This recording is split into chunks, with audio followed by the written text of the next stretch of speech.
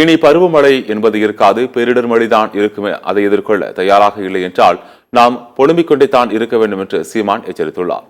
சென்னை விமான நிலையத்தில் செய்தியாளர்களை சந்தித்த நாம் தமிழர் கட்சியின் தலைமை ஒருங்கிணைப்பாளர் சீமான் இவ்வாறு கூறினார்.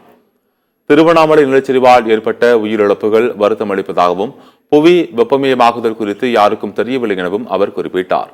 அனைத்து மாநில முதலமைச்சர்கள் மீதும் வருமான வரித்துறை சோதனை மேற்கொள்ளப்படும் நிலையில் தமிழக முதலமைச்சர் மீது மட்டும் ஏன் மேற்கொள்ளப்படவில்லை என்று சீமான் கேள்வி எழுப்பினார்.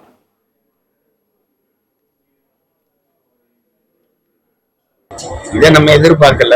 திண்டிவனம், விழுப்புரம், கள்ளக்குறிச்சி, திருவண்ணாமலை எல்லாம் இவ்வளவு தூரம் பாதிப்புக்கு ஆளாகுதுன்னு நான் நினைக்கிறேன். ஏன்னா ஒவ்வொரு ஆண்டும் இந்த மாதிரி நம்ம குழம்பிட்டு இருக்க வேண்டியது வரும். இது இன்னும் கூடுதலாக தான் வரும்.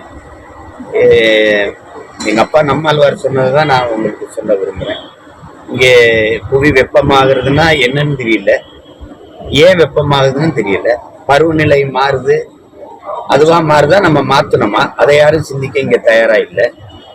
இரண்டாவது, இந்த புவி வெப்பமாவதனால நமக்கு என்ன வருதுன்னா, இனி பருவமழை என்ற ஒன்று இருக்காது.